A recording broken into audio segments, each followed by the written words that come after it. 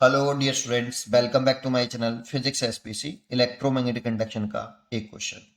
A copper rod A B of length L pivoted at one end A and rotate at the constant angular velocity omega at right angles to a uniform magnetic field induction. The EMF developed between the midpoint C and rod end A B. एक figure दे रखा है। पहले इसके में जो concept use हो रहा है उसको थोड़ा सा समझ लेते हैं। अगर कोई रॉड है और इस रॉड को इस वाले पॉइंट से हिंज किया है और इसके हिंज करके इसे कांस्टेंट एंगुलर वेलोसिटी से घुमा दिया है, तो जिस पॉइंट को हिंज करते हैं उसको हम सेंटर वाला पॉइंट मानते हैं। और मान लो ये कोई पॉइंट है पी, एंड है, इसकी लंबाई एल है, कांस्टेंट एंगुलर वेलोसिटी घुमा रहे हैं और मैग्नेटिक फील्ड डाउनवर्ड डायरेक्शन में है। तो ये रॉड जब ऐसे घूमेगी तो मैग्नेटिक लाइंस को काटते हुए चलेगी। तो जो इंड्यूस्ड ईएमएफ डेवलप होता है रॉड के दोनों एंड के cross, induced EMF across ends of rod, E बराबर 1/2 बी ओमेगा एल स्क्वायर, ये होता है।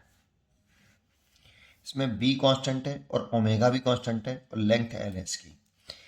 एक्चुअल में हमें ये पता करना होता है सी और पी में से कौन सा पोटेंशियल हायर है। ये पता करने के लिए हम वी क्रॉस बी की दर्शन निकालते हैं।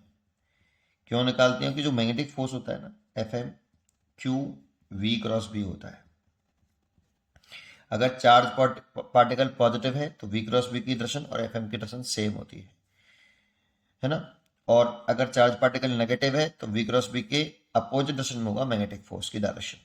तो पहले अगर मैं ऐसे घुमा रहा हूं तो वेलोसिटी की डायरेक्शन कुछ इस तरह से दिखाई देगी, ठीक है।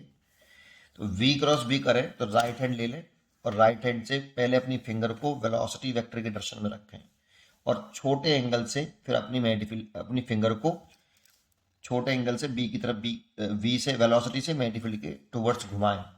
तो पहले अब राइट हैंड को रखा मैंने और छोटा मैग्नेटिक फील्ड नीचे की तरफ छोटा एंगल से घुमाऊं, तब आ रहा है इधर।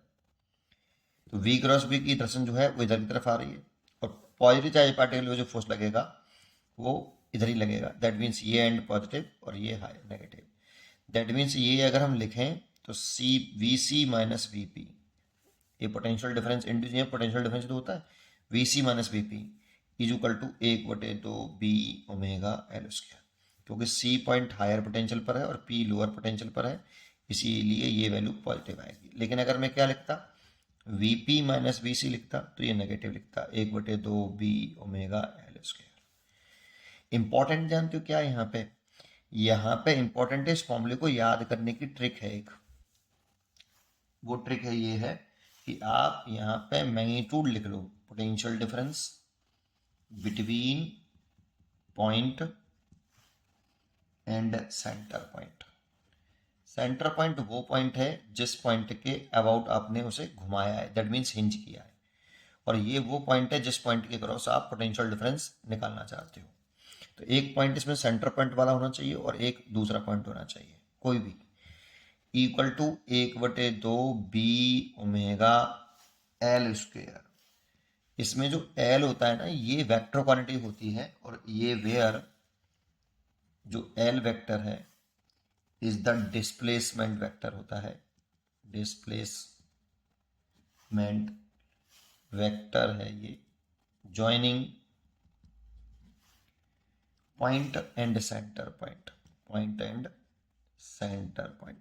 सिंपल शब्द में बता दूं अभी आपको, बस इतना ध्यान रखिए, ये तो हमेशा आएगा। ये एल हमेशा उन दो पॉइंटों के बीच की दूरी होगी, जैसे सी और पी के बीच में निकाल लें तो सी और पी के बीच की दूरी होगी।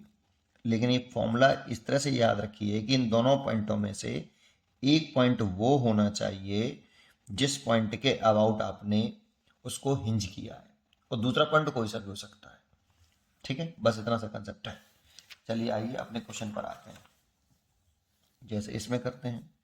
अब इसमें हिंज तो ये वाला पॉइंट किया है और पोटेंशियल डिफरेंस सी और बी के बीच में पूछ रहा है। घुमाया ऐसे है तो पहले ये पता कर लें कि कौन सा एंड पॉजिटिव है।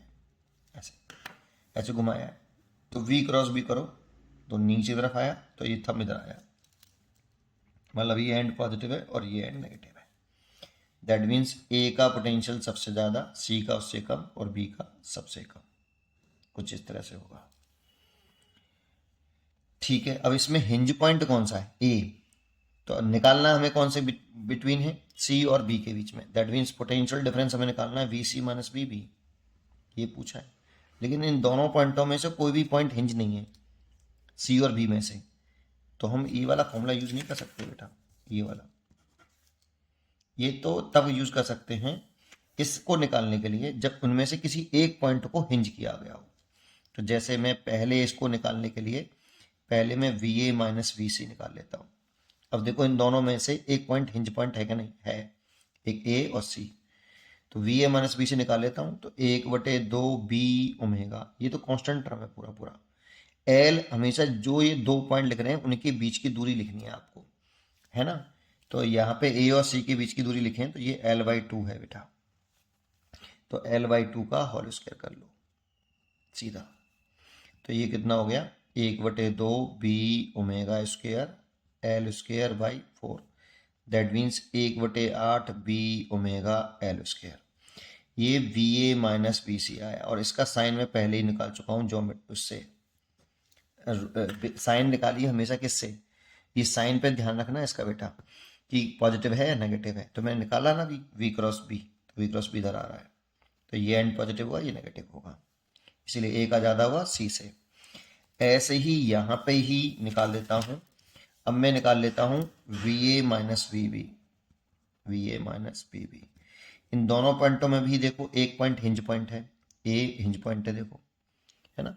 और एक पॉइंट हिंज होना चाहिए, तब 1/2 बी ओमेगा, और यहाँ पे जो लंबाई लिखेंगे इन दोनों पॉइंटों के बीच की दूरी लिखेंगे जो कि एल है, तो एल स्क्वायर लिखेंगे। अब इसमें भी ये वाला पॉजिटिव होगा क्योंकि V A is greater than B B, यहाँ पे देखो।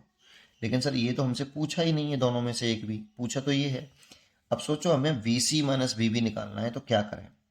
तो V C minus B B निकालना है तो आप फर्स्ट में से सेकंड में से फर्स्ट घटा दीजिए। तो सेकंड कौन सा है? V A minus V B, इसमें से इसे घटा दीजिए V A minus V C को, equal to V A minus B B कितना है?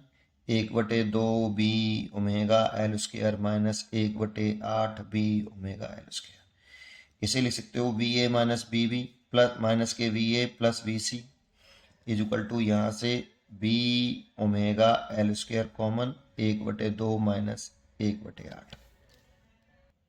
अब इसको सॉल्व कर लो, देखो ये तो कट गया, ये हो गया V C minus V B, और ये हो गया यहाँ से 8 एलसीएम ले लिया तो 4 माइनस 1 4, हाँ 4 माइनस 1 ये आ गया, और ये बी ओमेगा एल स्क्वायर। तो V C minus B B is equal to 3/8 B omega L square. ये आंसर हो गया, डी चॉइस इज करेक्ट। पढ़ते रहिए और खुश रहिए। अच्छा एक चीज़ और, इसको एक तरीके से और कर सकते थे कि पहले x पे जाके dx का एक एलिमेंट काटते, फिर उसका एक छोटे से एलिमेंट का इंटीग्रेशन निकालते, फिर उसका इंटीग्रेशन कर देते, फिर लिमिट लिख देते कितने से, L/2 से L, सॉरी L/2 से, हाँ L/2 से L, क्योंकि यहाँ पे x बराबर L/2 होता और यहाँ पे x बराबर L होता। L/2 से L लिमिट रख देते, सॉल्व कर लेते। एक वो इंटीग्रेशन वाला मेथड होता है और एक ये वाला होता है, ये भी बहुत आसान मेथड है। पढ़ते रहिए और खुश रहिए।